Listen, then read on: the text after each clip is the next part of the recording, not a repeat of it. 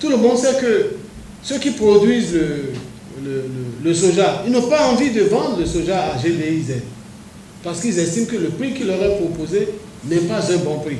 Et pourtant, c'est le fruit d'une coopération. Donc, sans langue de bois, les panélistes de l'Institut des artisans de justice et de paix ont apporté leur regard critique et éthique sur la contribution au développement de la coopération internationale. Un instrument de développement et de solidarité internationale, la coopération pour quelle finalité en Afrique?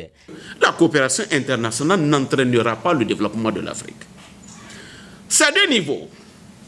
Ce qu'on appelle les basic needs, c'est-à-dire les besoins de base. Eau potable, santé, quelques infrastructures minimales de déplacement et consorts, c'est-à-dire de quoi mettre en place un dispositif au moins pour poursuivre une certaine exploitation.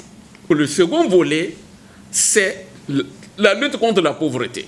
Vous ne verrez aucun programme de coopération internationale au développement ayant pour thématique l'industrialisation de l'Afrique. Et lorsque vous avez quelques industries primaires, c'est que l'exploitation des matières premières, comme l'uranium, comme le pétrole, nécessite un minimum d'infrastructures industrielles. En ce moment, quand on les installe, c'est sous le contrôle des puissances étrangères. C'est à nous de définir si nous ne voulons pas continuer par perdre. C'est à nous de définir des cadres structurés de coopération en ayant des politiques de développement claires, en définissant les priorités de nos États et en insérant les éléments de contribution de la coopération au développement dans ces cadres. Ceux qui reçoivent l'aide la reçoivent pour enrichir les entreprises et les industries de ceux qui sont des donateurs. Au finish, ils s'appauvrissent pendant que ceux qui sont supposés donner l'aide s'enrichissent. Les problèmes qui se posent sont liés à la nature des relations commerciales, économiques, diplomatiques que nous avons eues avec les États comme la France, qui vous envoient de l'aide, qui vous imposent ces entreprises, qui vous imposent d'acheter dans ces industries, ou qui vient acheter vos matières premières sans que vous ayez la possibilité de jouir de ces matières premières. Du seul fait qu'ils cherchent à parler avec l'Afrique, c'est qu'ils ont un intérêt en Afrique. Et donc, il s'agit pour nous, Africains, de définir nos intérêts et de savoir qu'est-ce que nous discutons avec eux. Si nous-mêmes, nous ne renforçons pas le cadre de coopération, de collaboration, de coopération interne pour faire de nos institutions régionales et sous-régionales des institutions fortes, cohérentes. Si nous ne le faisons pas, qu'allons-nous discuter avec les autres? Nous sommes dans un monde d'interdépendance. Et nécessairement, l'Afrique doit s'insérer dans ces volets coopératifs, tout ce que vous savez, à mon sens. Mais il faudrait que l'Afrique aussi garde une certaine réserve et établisse justement des stratégies opérationnelles qui l'aident à définir les intentions de ces structurations liées à la coopération internationale. C'est pourquoi moi, je milite pour des experts qui sachent en réalité ce qu'il faut faire pour pouvoir désamorcer ces structurations liées à la coopération internationale. Nous gagnons quelque chose parce que il y a certains économistes qui disent par exemple que dans la sous-région, en tout cas toutes les formes de coopération qu'on a en Afrique, ont procédé par une certaine imitation de ce qu'on a observé en Europe, mais en tenant compte du contexte dans lequel nous nous trouvons. Et c'est ça qui fait d'ailleurs que depuis quelque temps, on n'arrive pas à émerger économiquement. Il y a quand même des scientifiques qui révèlent que l'option que nous gardons par rapport à la coopération internationale n'est pas la bonne.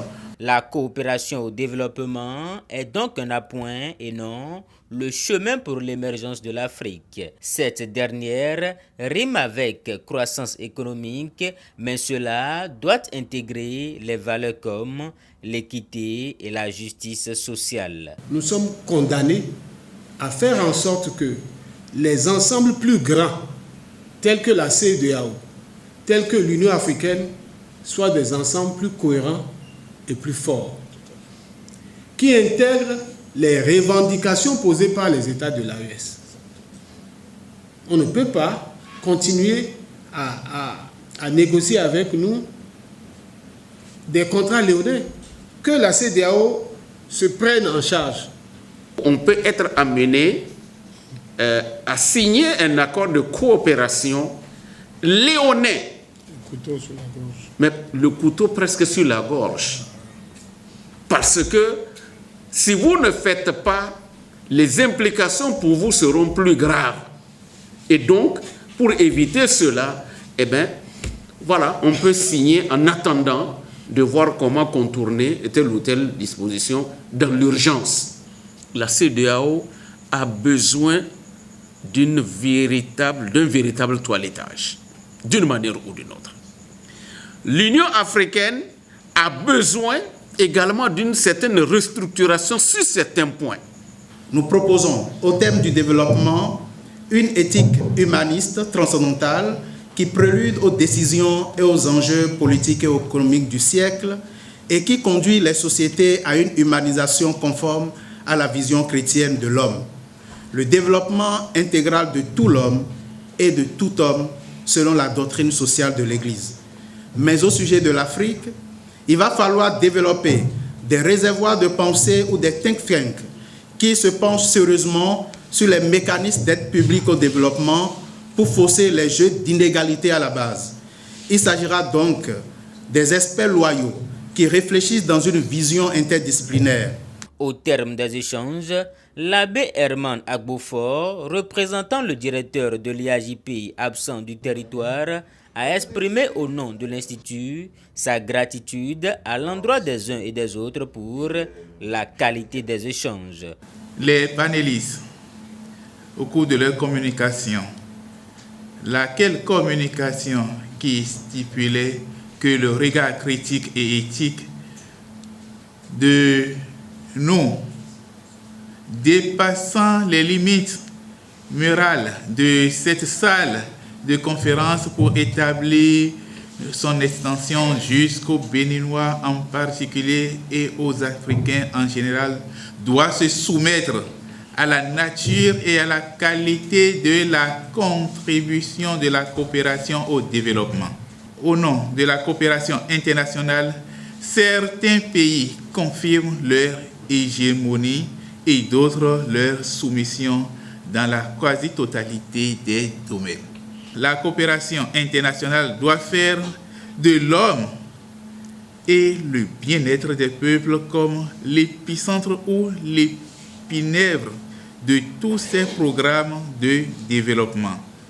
Cela éviterait l'avilissement de l'être humain et la caducité des organes coopératifs internationaux.